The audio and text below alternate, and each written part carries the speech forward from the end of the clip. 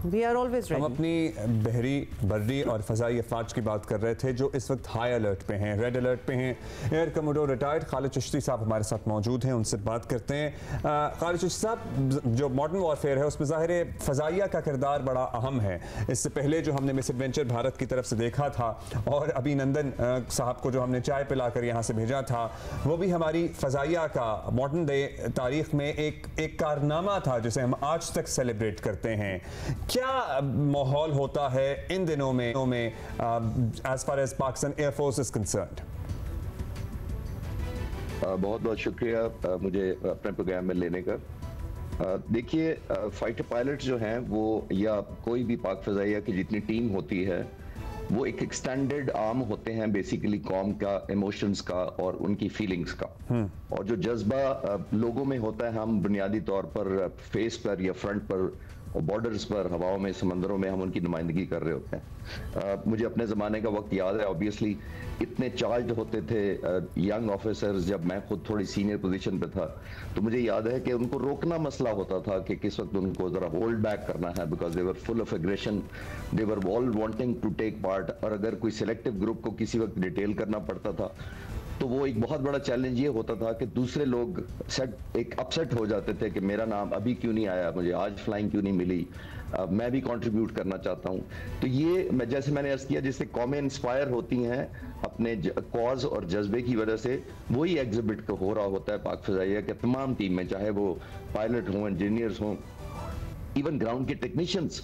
मुझे अच्छी तरह याद है कि जब आपको सी ऑफ करते हैं एक फाइटर जहाज को, तो उनके चेहरों के ऊपर जो पॉजिटिविटी और आपसे एक्सपेक्टेशंस होती हैं, वो एक बहुत बड़ा एक प्राइड, ना सिर्फ प्राइड होता है बल्कि वो हमारा फ्यूल होता है हवा में, जो हम लोगों को देख के जाता है, क्योंकि हम पब्लिक को तो नहीं देख सकते जाते हुए, लेकिन जो हमारी टीम होती है जमीन पे, वो ये बहुत बड़ी सोर्स ऑफ इंस्पिरेशन होती है। खालिद चिश्ती साहब, हमने इर्द गिर्द हमारे और भी बड़े कॉन्फ्लिक्ट्स दुनिया में हो रहे हैं अनफॉर्चुनेटली, जिनमें हमने ये भी देखा है without setting foot on the ground और इन द अदर कंट्री आप काफ़ी नुकसान जो है वो पहुंचा सकते हैं। आई मीन गज़ा को आप अगर देख लें इस वक्त, तो वो एक केस इन पॉइंट भी है। हम अगर कुछ ऐसी चीज़ एक्सपेक्ट कर रहे हैं, what is the way to thought it? और क्या हमारे पास, आपसे हम सुनना चाहेंगे कि हमारे पास वो मॉडर्न टेक्नोलॉजी, वॉरफेयर, वो सब कुछ मौजूद है that we could actually tackle that? कोई भी मुल्क किसी दूसरे मुल्क में, यानी भारत और पाकिस्तान की हम बात कर रहे हैं, कदम भी ना रखें एक दूसरे के मुल्क में, और येट एक बड़ी डिसाइसिव रोल हो एयर वॉरफेयर का और फैसला भी हो जाए कि बात किधर जा रही है।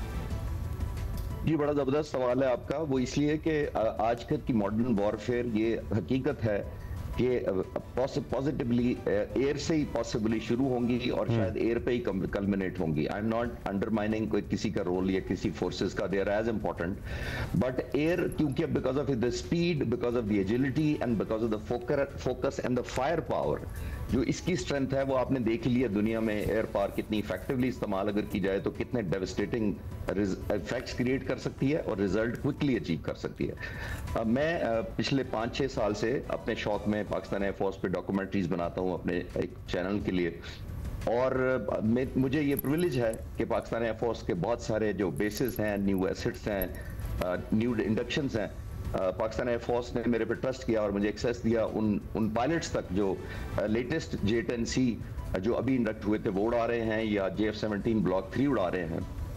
तो I can tell you with assurance, because मैंने पूरा दिन उनके साथ गुजारा हुआ यही रिसर्च अपने चैनल की रिसर्च करने के लिए, और मैं सारा उनसे इंफॉर्मेशन, डाटा, उनकी plan, strategy I could read through. Being a former fighter pilot मेरे लिए जरा आसान था उनके साथ कनेक्ट करना। आई कैन अश्योर यू कि पाक फ़ज़ाइया इज मोर देन रेडी। और मेरी अभी भी जो बात हो रही है पाक फ़ज़ाइया के ऑफिशियल से, इनफॉर्मली अपने पर्सनल कॉन्टेक्ट की वजह से, और मैं पिछले ऑब्वियसली बहुत सालों से बहुत सारे लोगों को जानता हूं, तो I can tell you with assurance, अल्हम्दुलिल्लाह, by the grace of almighty, air force probably इस वक्त हाईएस्ट स्टेट ऑफ रेडीनेस पे ना सिर्फ है, विद ऑल द माइट है। सिर्फ रेडीनेस एक चीज होती है, और backed by technology, the fighter jets, inspiration, weapons, missile जो हमने पिछले 4-5 सालों में एक्वायर किए हुए हैं, वो इस हद तक ना सिर्फ एम्प्लॉयड हैं बल्कि हमारे लोग उस पर ट्रेंड हैं। और इस लेवल पर ट्रेंड है कि इंशाल्लाह ताला हम कौम को मायूस नहीं करेंगे और air power stand loan will obviously इंशाल्लाह would be enough also support for the enemy। और हमारी मिसाइल टेक्नोलॉजी है वो भी स्टेट ऑफ द आर्ट है। सर हमारे साथ ही रहिएगा खालिद साहब, एक मुख्तसर ब्रेक लेनी है, थोड़ी देर में आते हैं तो कुछ और आपसे हम गुफ्तगू करेंगे। We'll be right back.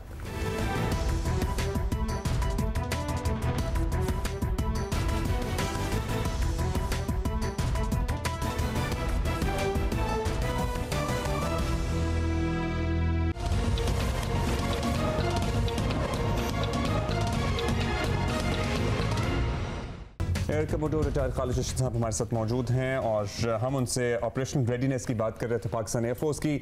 Sir एक तो हमने उनके 2 जासूस ड्रोन्स जो घूम रहे थे LOC के आसपास वो कल गिराए हैं, सो वो एक डेवलपमेंट है। सो हमारी ड्रोन टेक्नोलॉजी किस सतह पे है if we compare it to the world? दूसरा, इंडिया बड़ा राफेल का जिक्र करता है, is it the skill and जज्बा व्हिच मैटर्स द मोस्ट या फिर टेक्नोलॉजी का भी अपना अहम किरदार होता है? देखिए, 2 चीजें, पहले आपने ड्रोन का सवाल किया है, तो ड्रोन और जो अनमैन्ड एरियल व्हीकल, हम इसको UAVs कहते हैं, और जिसका मतलब ये होता है कि ये एक एरियल प्लेटफॉर्म होता है जो बगैर पायलट के होता है और इसके अंदर वेपन कैरी किए जा सकते हैं।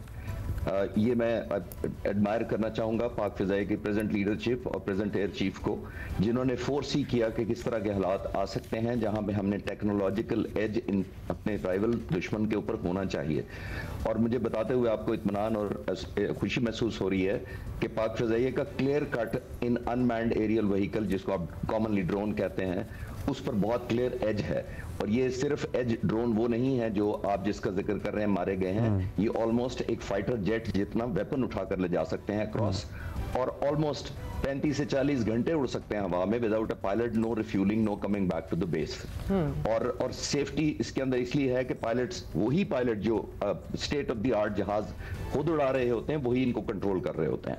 और इनका इतनी टेक्नोलॉजिकल एज है कि हिंदुस्तान के जो कमेंटेटर्स हैं, जो तजिया नगार हैं, वो अपनी हुकूमत को बड़ा सिवियर क्रिटिसाइज कर रहे हैं। और हिंदुस्तान के जो लीडिंग 1 या 2 हैं, मैं उनको जनरल साहब हैं एक आर्मी के, मैं सुन रहा था उनसे, उन्होंने कहा ये हुकूमत हमारी क्या करती रही है इतना अरसा तक, जब पाकिस्तान इतने वेपन्स इकट्ठे करता रहा, मॉडर्नाइजेशन करता रहा, टेक्नोलॉजी करता रहा, तो हम क्या करते रहे हैं? तो लेट मी अश्योर यू, बहुत टेक्नोलॉजिकल हमारा एज है। It is safe, it is economical, and it is very very precise, and it is full of surprises because ये जो unmanned aerial vehicle होते हैं, ये unlike jet fighter, जब jet fighter आता है वो मोस्टली जब अटैक करता है तो वो विजिबल होता है, उसकी जेट साउंड जो है वो लोगों को सुनी जाती है। ये ऐसे वेपन्स हैं, ये बहुत बुलंदी पर उड़ते हैं और ऑलमोस्ट ये पंखे जैसे इनके जहाज होते हैं, इंजन होते हैं इन जहाज पर, जिनकी आवाज भी नहीं आती। तो जिसका मतलब है ये कंप्लीट सरप्राइज देते हैं और कंप्लीट एक्यूरेसी के साथ आते हैं जब दुश्मन के इसके वेयरबाउट्स या लोकेशन का पता भी नहीं लगता। इसमें तो एक बहुत बड़ा हमारा एडवांटेज है। और दूसरा जो आपने सवाल किया था कि हमारी जो technological as Rafale versus J-10C, देखिए ये तो कोई शक नहीं है कि मैन बिहाइंड द मशीन ही मैटर करता है, लेकिन as a fighter pilot I must be fair to the Rafale also, बहुत पोटेंट जहाज है, इसमें कोई शक नहीं है। लेकिन यहाँ भी हमारी जो हमारी विजन, ये फार साइटेडनेस थी, वो बहुत ज्यादा फोर्सी किया गया था।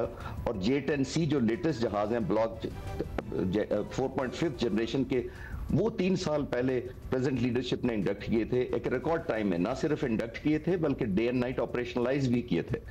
और आज वही हमें इत्मीनान का बायस है और एक प्राइड का बायस है, along with obviously the legendary F-16 जो हम तकरीबन 42-43 सालों से उड़ा रहे हैं और जिसके सीजन पायलट्स हैं, मिराज के पायलट्स हैं, और बैक्ड बाय JF-17 थंडर जो ब्लॉक 3 अभी आ गया है, जो ऑलमोस्ट सिमिलर कैपेबिलिटी रखता है मिसाइल फायरिंग की, वेल बियॉन्ड विजुअल रेंज। जो हमारी air to air missile range है वो राफेल के जहाज से जो वेपन कैरी करता है मिटियोर, उससे कहीं ज्यादा है।